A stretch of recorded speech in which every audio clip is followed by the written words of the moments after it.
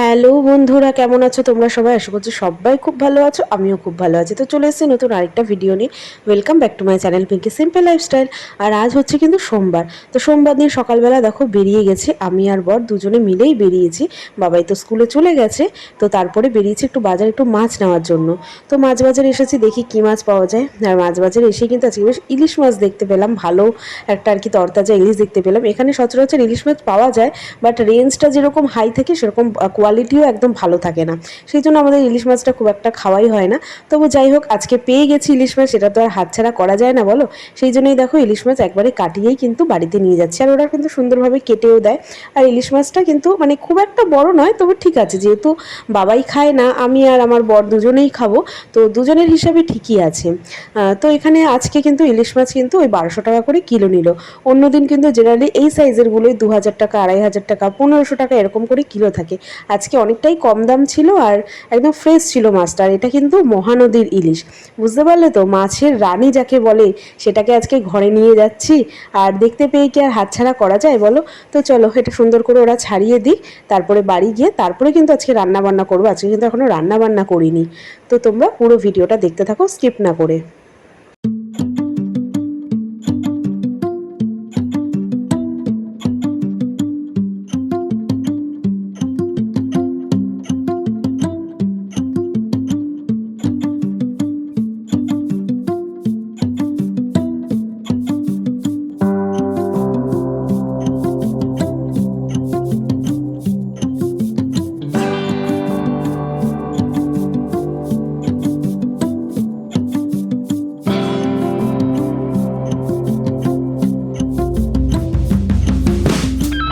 তো বাড়িতে এসেই দেখো বরকেই বললাম যে তুমি একটুখানি মাছ টাছ ধুয়ে দাও, আমি একবারে ঘরের অনেক কাজ ছিল সেইগুলো সেরে নিই। তো বর কিন্তু সুন্দরভাবে মাছ টাছ ধুয়ে দিল।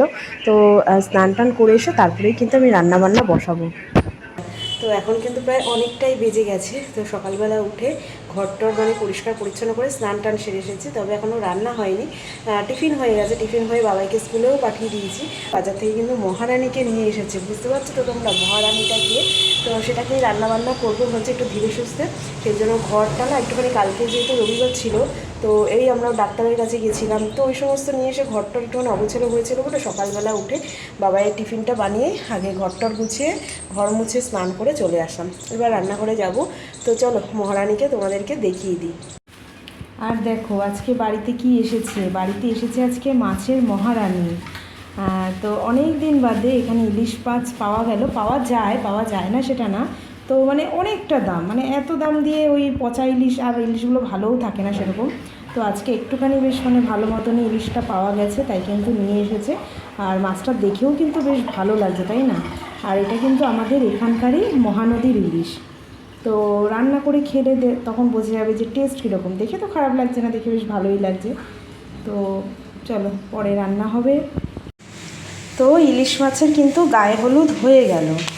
তো হলুদ টলুদ মাখিয়ে নিয়েছি, চলো একদম হালকা করে ভেজে নিই। এখানে তেল গরম করে নিয়েছি, একদম হালকা করে ভাজবো, খুব একটা বেশি ভাজবো না, কারণ ইলিশ মাছ না বেশি ভাজলে ভালো লাগে না। আর একদম কাঁচা মাছও এখন আর ভালো লাগে না খেতে, তো সেই কারণে। তো একবারেই মনে হচ্ছে ধরবে, কিন্তু দিব না, এই কথাই একবারে দিই। আর দেখো বাবাই তো খাবে না ইলিশ মাছ, তাই বাবার জন্য এসছে রুই মাছ। এটা হচ্ছে গিয়ে ম্যান্ডেটারি ধরা বাঁধা। তো রুই মাছও ভালো করে ধুয়ে এটা হচ্ছে এই নুন হলুদ মাখানো হয়ে গেছে।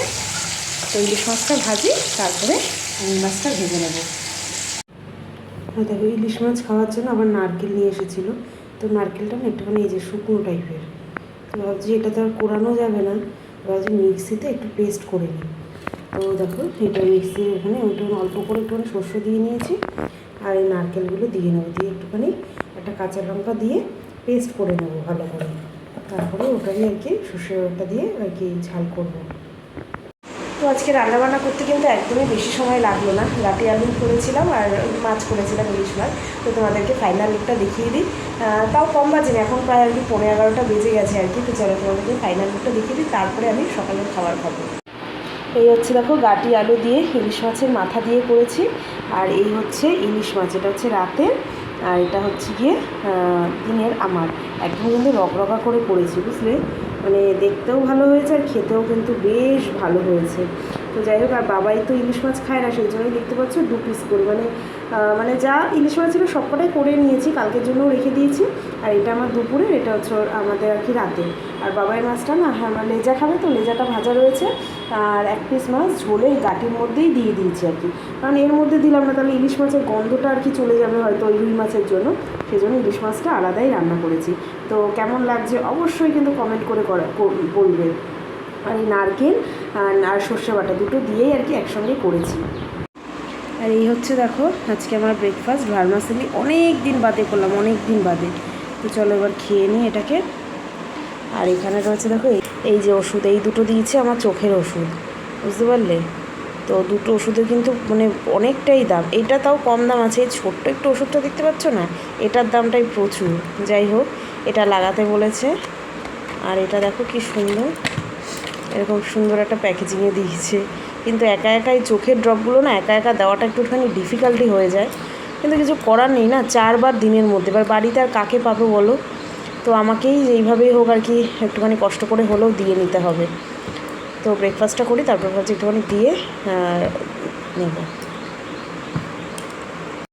তো আজকে দেখো সন্ধ্যাবেলা এই জিনিসটাকে আমার গোছাতে হবে, এই যে কৌটোগুলো ধুয়ে রেখেছিলাম আমি, তো কিছুই কিন্তু আর ভরা হয়নি।